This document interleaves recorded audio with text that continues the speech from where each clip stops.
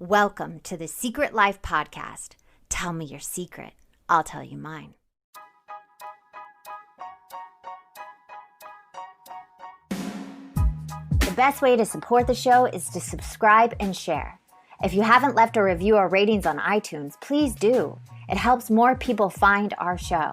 And if you want to be on it, please shoot me a note at secretlifepodcast@icloud.com. Welcome to Secret Life Podcast. I'm Breanne Davis-Gant. I am pulling back the curtains of all walks of human secrets. We will hear, those deep, dark secrets that people hold inside of them until the day they die, or those secrets that are silly and fun and embarrassing and you don't want to tell a soul. The ones we hide from ourselves and other people, the how, what, when, where, why of it all. So today my guest is Kellee. Okay, Kellee, I have a question for you. Dun, dun, dun. What is your secret? Well, Breanne, my secret. So when I was in my early 30s, I dated a really, really hot guy. He was a model, and I used to be a modeling agent. And we met in New York, and we ran into each other in LA, and we began dating, and I fell in love. And one night in the middle of the night, I got up to go to the bathroom, and he was on the computer watching porn. And I confronted him, and then he, lied about it. And a couple days later, I found all of the porn all over my computer and all this fetish stuff. And I wound up staying with him and keeping that secret from my family and friends that I was in a very deep, long 7-year relationship with a porn addict. And even went to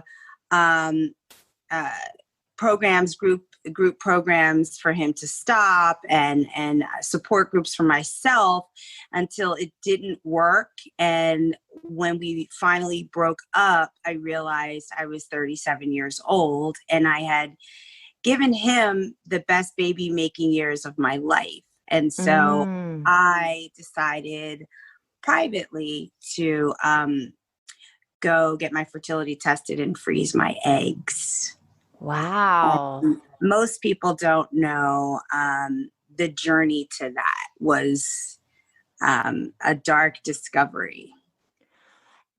Okay, I have so many questions.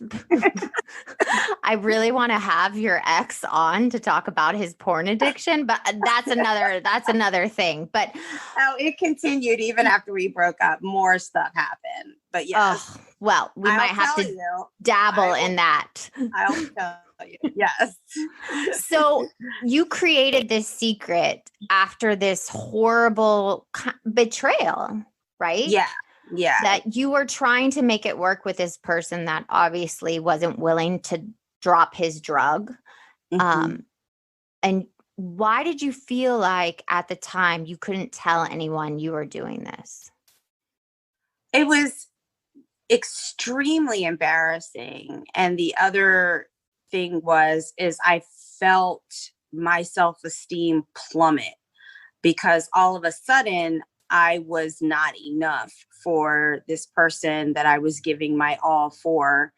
And, every time I looked in the mirror, every time I put on a sexy dress, every time we were out in public and I caught him, looking too long in another woman's direction, I became more and more small, and it became extremely hard for me to open up to anybody about how I was re-injuring myself by thinking that there was something that I could do to change or fix that. And I've been known to be the person that gives the best advice and super strong. And sexy as hell. I mean, that's the thing. It's like, it doesn't matter what you look like when someone has an addiction. Yeah. You could be the most perfect individual and you cannot change them or fix them. Right. You didn't cause it. You can't cure it, and you can't control it. Those are all the things that I had to learn. And I also went on to date an alcoholic after that. Like there was something in me that was not healed, that was creating tethers with people with addictions that were damaging to relationships, trust, all of those types of things. But to be with someone intimately and to know that they have such a hunger and a desire for something you cannot give them enough of, it will never be enough. Satisfy. It'll never be enough. And it was because my life is about friendships and being strong and talking and giving advice. It was so damaging for me to let that secret out, that actually this guy that they knew and loved as well for 7 years with me was deeply addicted to pornography and other behavior that I didn't find out about until 3 years after we broke up. And can you name some of that other behavior? Are you comfortable? Yeah, I am. Well, the other behavior was a lot of cheating, a lot of fetishizing, and a lot of I assume, I don't have proof of it, but I think my gut at this point is enough proof of prostitution. And, so things like that. And we actually were back in each other's lives like 3.5 years after we broke up. Really? And I kept that a complete secret, because after I did reveal what the true nature of our breakup was, for me to even consider talking to him again after the things that he caused was something I would never tell anybody. And I didn't. And to this day, I have issues telling my friends about my romantic relationships, because I'm just super, I think, still triggered by keeping that secret for so long. And when he was back in my life, it was a time where I was really, really low. And it was a sexual relationship. I'll be honest. I wasn't even in love with him anymore. And right. I almost think I wanted revenge in some sort of way. And then I went to sleep one night and I had a horrible dream that I was yelling at him for cheating on me with my roommate, which I don't have a roommate.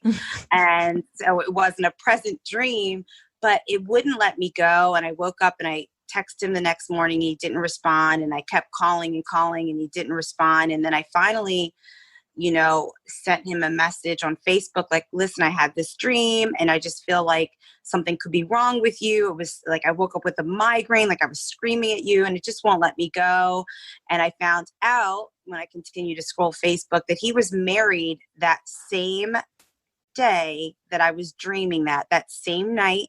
It was September 25th. It was a Sunday night and he was getting married. So the whole time he was sleeping with me, he was engaged to another person, and wait for it, who happened to be a woman he cheated on me with that lived around the corner.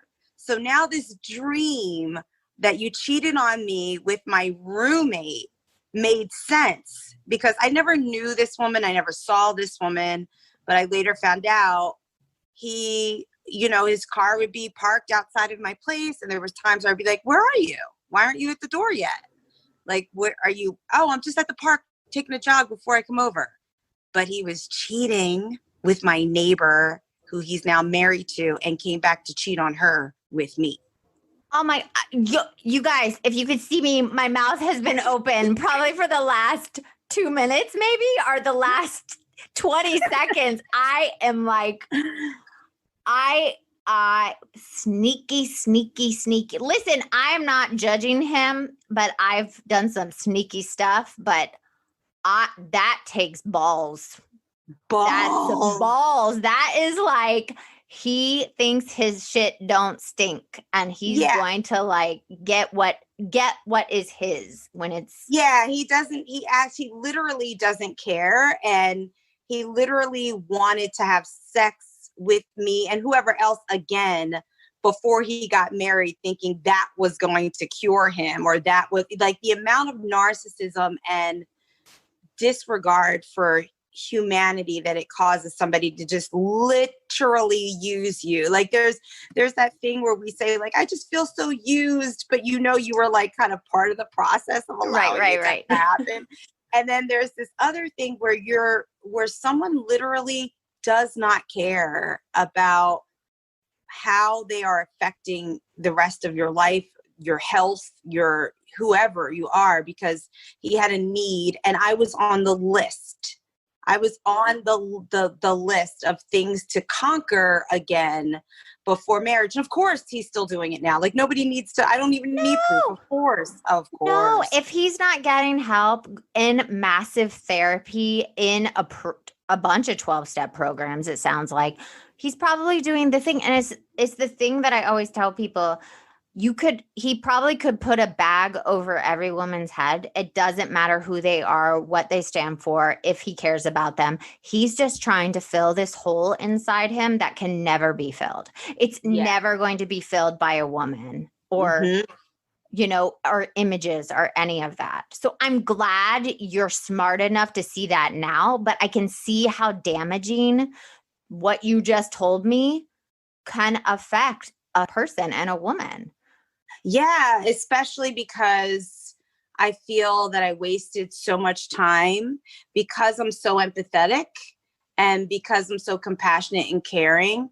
I really did fall into the trap of thinking that I could change someone or that I could love them into health or that somehow I would be different for him, and it became a cycle of telling myself whatever I needed to hear until I was ready to face the truth about what was really going on, who he was, but also who I was, that was something that I was willingly signing up for day in and day out for 7 years of my life. Yeah, that 7 years. So it finally ended. Did you, before you got back with him, before he got married, crazy? Yeah, I know. Is that when you froze your eggs and went through the process?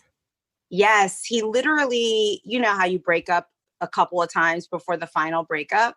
Yeah. So when the final breakup happened, he left and we didn't live together. He left my place and shut the door. And I immediately, it just hit me, go freeze your eggs. It was literally in the moment that the door slammed. It was like the universe, God just came into your brain and was like, and it's time to freeze your eggs. Yeah, exactly. For me, it's God. And I just heard God say, freeze your eggs. And I'm like, huh?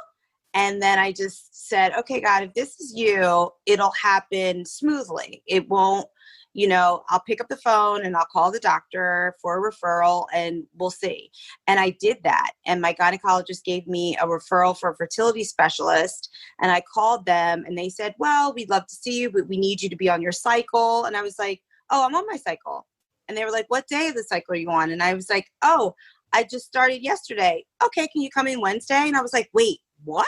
And so the next thing I knew, like 2 days later, I'm going to the fertility specialist after this massive breakup from a 7-year relationship.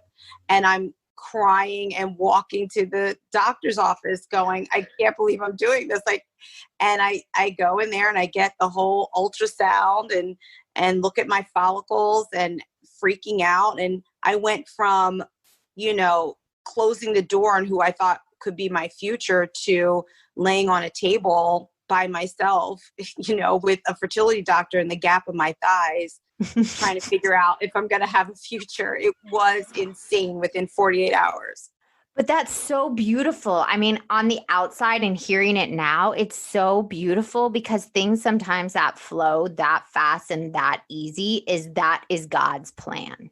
Yeah. So how long did the process take? I know it's really hard on a woman's body because a couple of my friends have done it, but I haven't discussed it with them. So what is that process like? And if you're going through it alone, did you tell anyone or did you just keep it a secret in general? I told my mom because I'm extremely afraid of needles. And so my mom is in Philadelphia. And I'm in LA, and I flew her out to help me because I needed the support, and, I was still going through a breakup. So it was like double trouble over here. And I knew that the hormones added to that. Like I could self-destruct at any moment. Any moment. So You could literally lose it over the smallest. If your button came off, you'd be like, ah. Exactly. I would lose it. So I told my mom, like, do you want to come help freeze your grandchildren? And she's like, yeah, let's do it. And because it was over the Christmas holiday, I really didn't have to tell anybody in the industry because the acting industry is shut down around that time. So it was like the perfect time for me to keep the secret, the perfect time for me to get fat and bloated with the hormone shots, which I did. And the process. Everybody does. Everybody does. Yes. The process, to answer your question, was very emotional, but for me in a positive way. It was a way out. It was a way to plan my future. It was like a declaration of you're going to be okay and you're going to find happiness again. And this is the first thing you're doing to ensure that for yourself. And I mean, the shots were, I'm going to use the word brutal because I hate shots, but after a while you suck it up, you put some ice on your belly, you stick that thing in, and then that's it. But it was about 10 to 14 days of hormone shots and then a trigger shot, and then getting the extraction and waking up and finding out, what the deal is, how many you got. So for me, I was very lucky and blessed. I had 32 eggs extracted and 29 of them were successfully frozen. So I have 29 eggs in a freezer in El Segundo right now. So you're not going to have 29 babies though, right? I know, like that's crazy. I have a kindergarten class hanging out, but no, I'm not having 29 of those suckers, but I'm glad that they are there. Well, here's my next question. I know some people hate the 7 deadly sins. I think it's a part of human, we all have sins. We all have done sins. So I don't see it as a bad thing. But where would you say like keeping this secret and even the secret of seeing your ex again, like where would you keep this? We have pride, greed, lust, gluttony, envy, anger, sloth.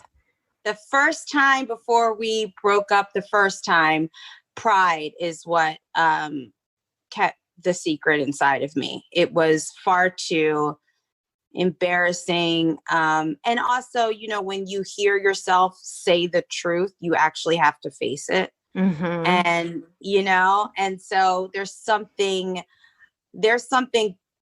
powerfully destructive about not saying what's really going on, because it gives you the power to continue to live a lie and a secret that makes you feel like you're in control of a thing, but it's extremely destructive because you absolutely are not. And it's going to ruin your life. At some point, you have to face it if you want to be healthy and move on. And I think the second time he was in my life, which thank God before that dream, it actually turned out to be a brief period. It was like 4 or 5 months. It was lust. And I think that do you think weird. It was a little anger too? Because you said like you wanted a little revenge, like maybe you were using him in that time? I was using him to get over another relationship that I had after him. And I was also angry at him. There was something about it that made me want to sexually dominate him, and knowing that I was in control. So I thought, knowing that I was calling the shots this time, like when you can come over, when you can't, when I'll withhold, oh, I'm doing this. Let's see if he'll show up at my show downtown LA. And then he does with flowers. Like I was calling the shots, but little did I know he was engaged to the woman he cheated on me with. So like I didn't have good intentions going in, and I already knew who I was dealing with. But again, when you're not ready to face the truth, you lie to yourself. And I was coping by sleeping with him again. Wow. Yeah.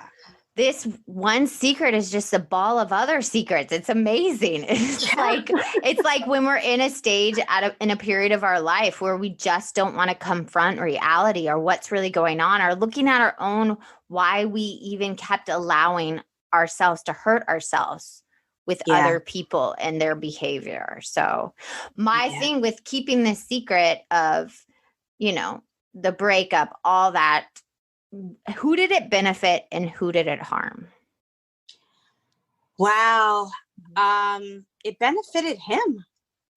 Because he was able to live a double life, and, he could have a persona in public with me, and he could be this whole other person, at home. And I was protecting him, and it completely harmed me because I was now someone that, was allowing, uh, betrayal to be a part of my love story.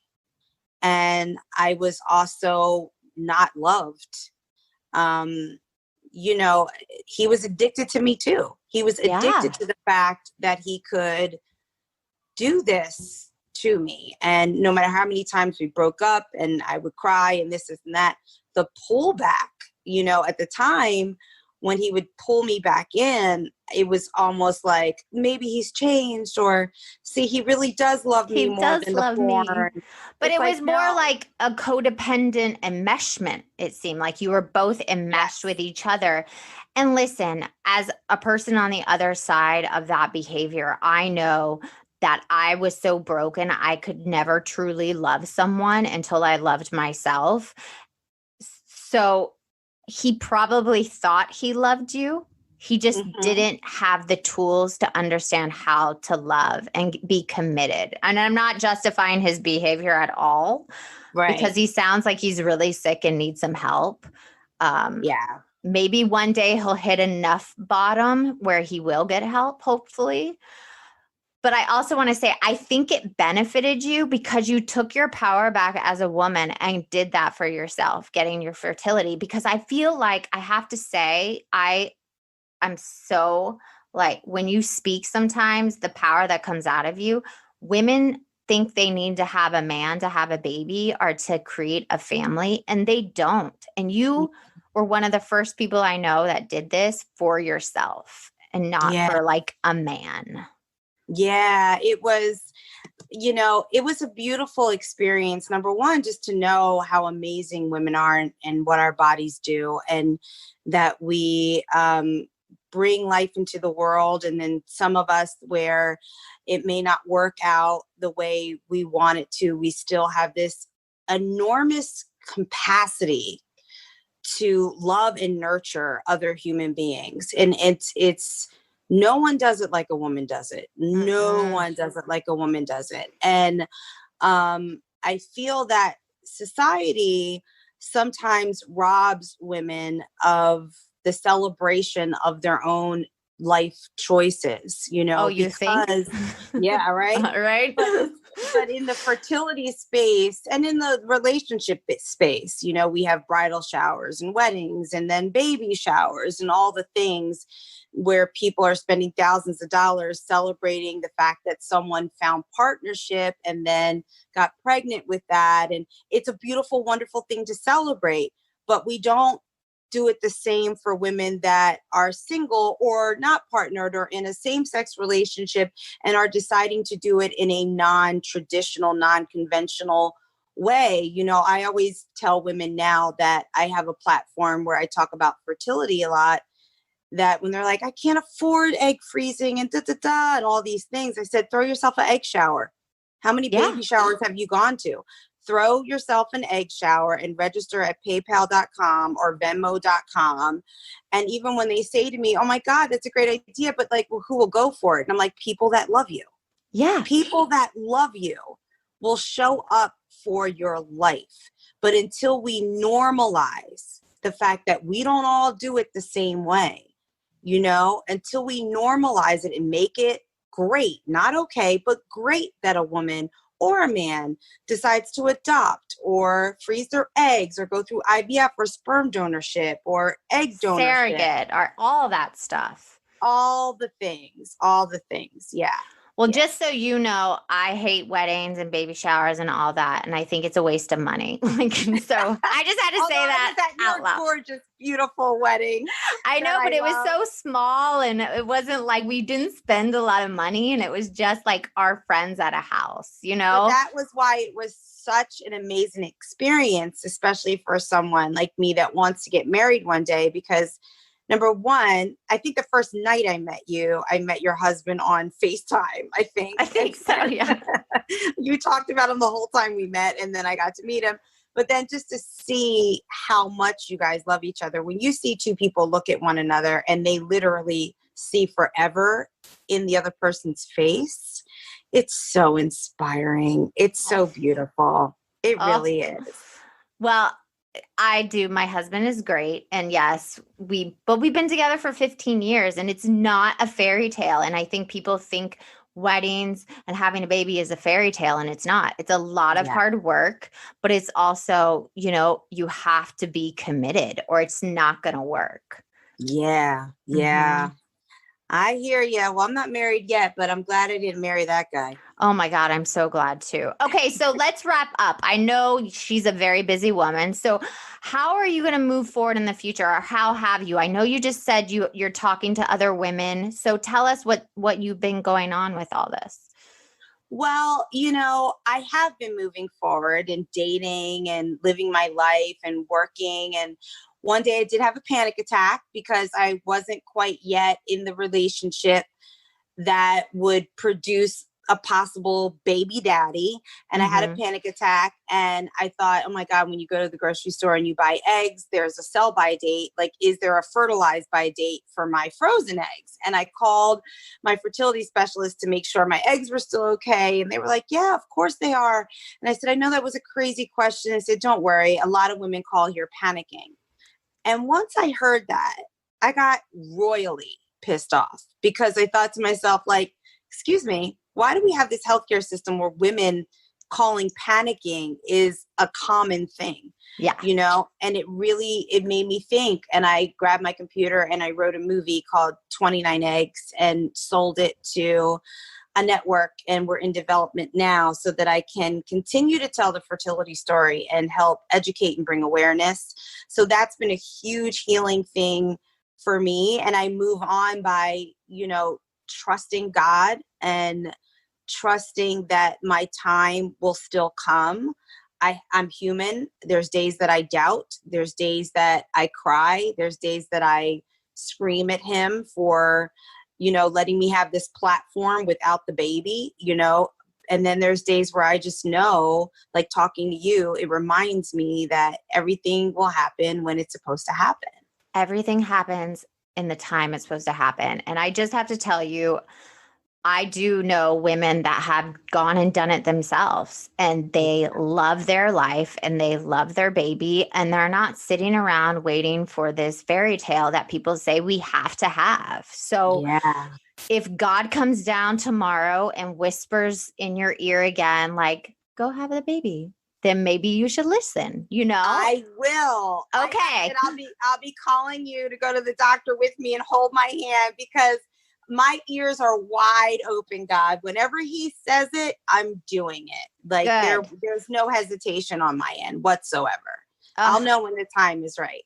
Good. I thank you so much for coming on and sharing that crazy, amazing, inspiring story, because women need to hear that they're not alone. Yeah. Yeah. We're not alone. I went from porn addict to freezing eggs and writing a movie about it. Like, you just have to follow your life. That's all. Follow your life, follow your truth. Well, and thank you for having me on this awesome, awesome show. That was healing. Good. I'm glad. I feel better. Shay, she's healed. Ah. Well, thank you guys for listening. This is Secret Life Podcast. If you want to be on the show, please just message me below if you have a past secret that now you're through and on the other side, or a present secret that you're still holding. Email me at secretlifepodcast@icloud.com. I look forward to hearing you. Thank you.